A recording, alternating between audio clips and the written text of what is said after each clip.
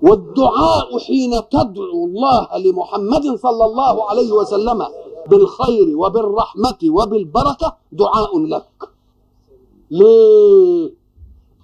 لأن كل منزلة ينالها رسول الله عائدة إلى أمته، كل منزلة، ولذلك وعاد على العالم كله. من الذي يشفع عند الله في يوم المحشر ليسارع الله بالفصل؟ إنه رسول الله صلى الله عليه وسلم، حتى غير أمته وبعد ذلك لأمته. إذن فكل خير يناله رسول الله صلى الله عليه وسلم هو خير لمين؟ خير لأمته.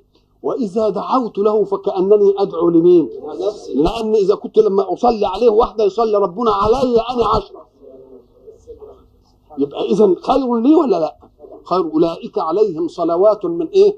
من ربهم ورحمة وأولئك هم المهتدون. احنا قلنا المهتدون هم الذين التزموا الطريق الموصلة للغاية.